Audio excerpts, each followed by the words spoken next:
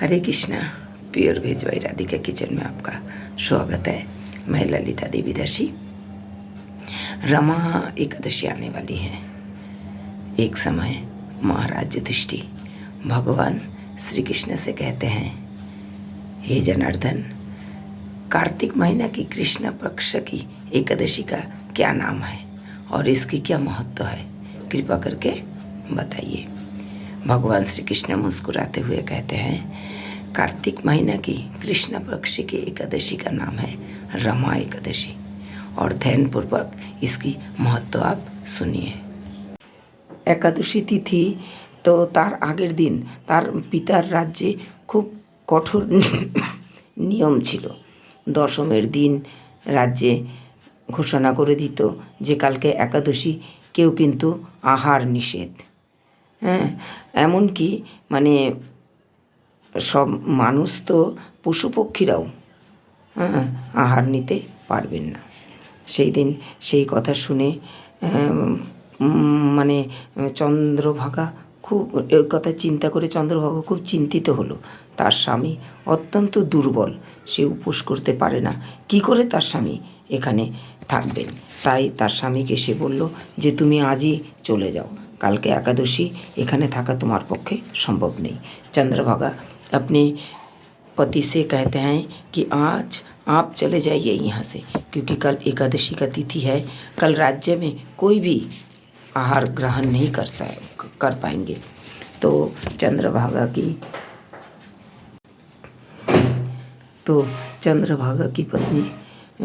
पति ये सुन के कहते हैं, हे देवी, अब चिंता मत करो, जैसा राज्य का नियम है मैं भी कोशिश करूँगा उस नियम को पालने के लिए। चंद्रभागा স্বামী বলছে যে দেখো, তোমাদের রাজ্যে যে নিয়ম আমিও চেষ্টা করব সেই নিয়মটা পালার, তারপরে কপালে যা আছে দেখা যাবে। একাদশীর দিন পুরো দিন খুব সুন্দরভাবে কাটলো, কিন্তু রাত্রে আর চন্দ্রভাগা স্বামী মানে ক্ষুধার জ্বালায় থাকতে পারলেন না, प्राण त्याग করলেন। चंद्रभागा की जो पति थे सारा दिन उपवास बहुत सुंदर तरीके से उन्होंने रहे, लेकिन रात को और सहन नहीं कर पाए। वो अत्यंत दुर्बल थे। तो रात में सुबह होते होते वो अपने प्राण त्याग दिए। क्या करते, एकादशी था, कुछ उपाय नहीं था। चंद्रभागा उनके स्वामी का, उनके पिताजी बहुत अंतर्दृष्टि किए, सब ठीक हुआ। चंद्रभागा अपने बिहार में रहने लगे। चंद्रभागा तखन स्वामीर क्रियाकर्म करे पितार गृहेই থাকতে থাকলো। কালক্রমে রমাব্রত প্রভাবে শোভন মন্দরাচল শিখরে অনুপম সৌন্দর্য বিশিষ্ট এক রমণীয় দেবপুরী প্রাপ্ত হলেন। যে ও একাদশী করেছিল, রমা একাদশী, তার ফলে সুন্দর একটা দেবপুরী প্রাপ্ত হলো। এক সময় মুচুকন্দের মানে দেশের মুচুকন্দর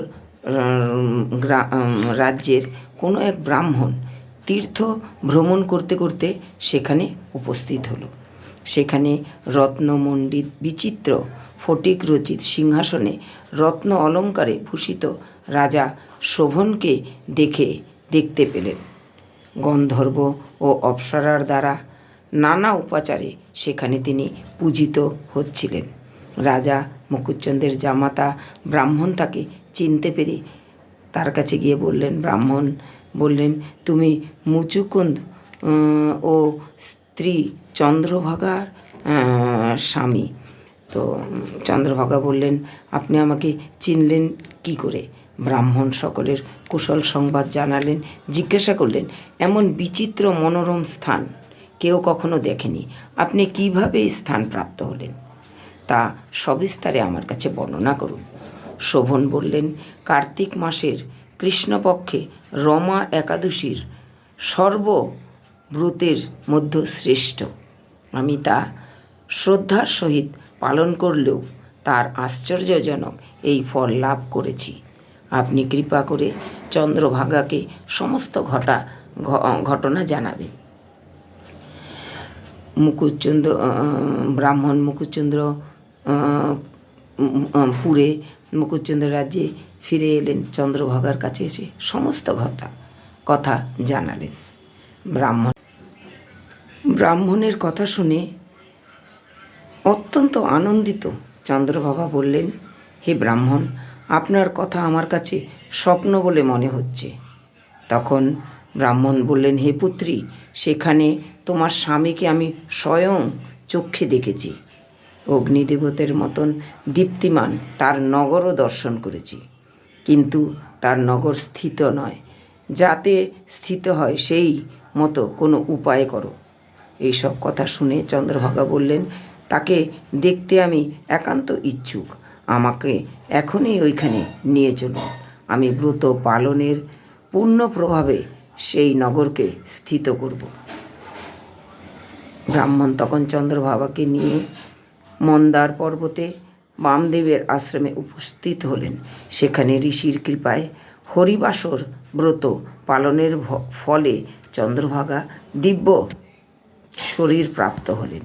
দিব্যগতি লাভ করে নিজ স্বামীর নিকটে উপস্থিত হলেন। প্রিয় পত্নীকে দেখে শোভন অত্যন্ত আনন্দিত হলেন।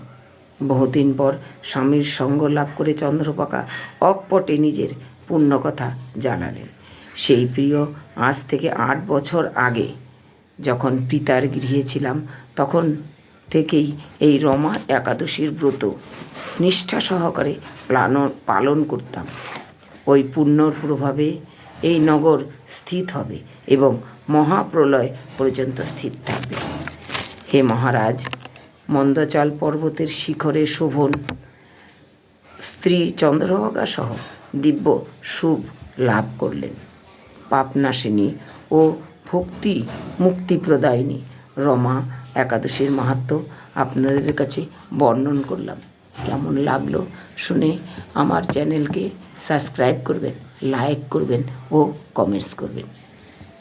देखिए, वहाँ पर जब गए ब्राह्मण की बात, ब्राह्मण राज्य में वापस आके चंद्रभागा से ब्राह्मण मुचुचंद की राज्य में वापस आके चंद्रभागा से सब बात कर रहे। फिर चंद्रभागा बोले कि अभी मेरे को ले चलिए। ब्राह्मण उनको ले चले तो वहाँ अपने पति को देख के बहुत ही खुश हुए और उन्होंने बोले, मैं इतने दिन तक रमा एकादशी का व्रत कर रही हूँ, उसके प्रभाव से आपका राज्य जरूर स्थित होगा। चंद्रभागा की पुण्य फल से स्वामी पति और पत्नी बहुत सुख से रहने लगे। रमा एकादशी का महत्व बहुत ही महत्वपूर्ण है। रमा एकादशी का जो कथा है बहुत ही महत्वपूर्ण है।